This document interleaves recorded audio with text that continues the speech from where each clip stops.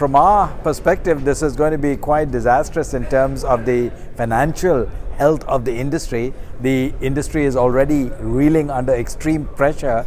Voice has been given away for almost free.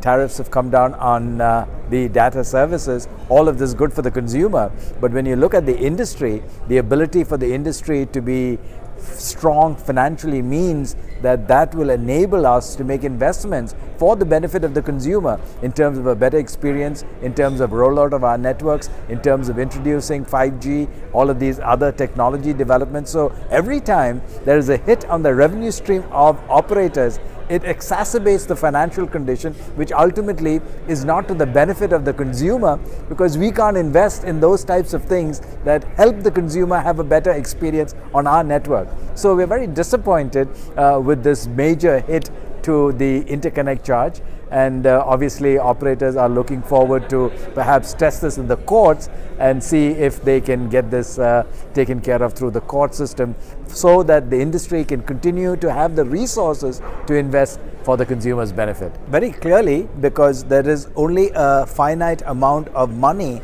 and resources available to any operator, whether you are Reliance or whether you're Idea, Voda, Airtel, any one of them always has a finite amount of money. So when your finite resources get diminished, that means that you have less to be able to implement and install in the network. So therefore, ultimately, our investments in the network, our investments in the quality of the network, our investments in terms of rolling it out to the rural areas, addressing issues like call drops, all of this begins to have some type of an impact, because a lot of the resources are slowly being taken away from the industry. So that's why it's very, very important for the government now to step in and make sure that things like a reduction in SUC, reduction in license fees, addressing the debt issues in terms of giving us additional terms on that, addressing the GST, taking it down to 2%. All of these are venues that the industry looks to the government, because government takes 30% of every rupee. So we are asking the government now to augment the financial health of the industry.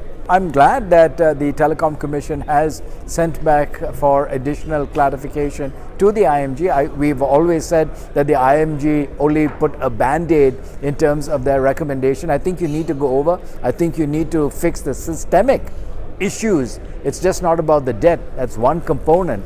And so therefore the IMG needs to take a holistic look at the overall problems of the industry vis-a-vis its financial issues, and then put in place those fixes. We've talked about it, redefinition of the AGR, reduction of SUC, reduction of license fees, reduction of GST. These are all things that the government can do immediately to get the industry back on its feet. Our members will probably move the courts certainly before October 1st, because that's the implementation date when the new interconnect tariff takes place. So we very clearly will expect to see our majority of the members access one of the high courts to seek relief.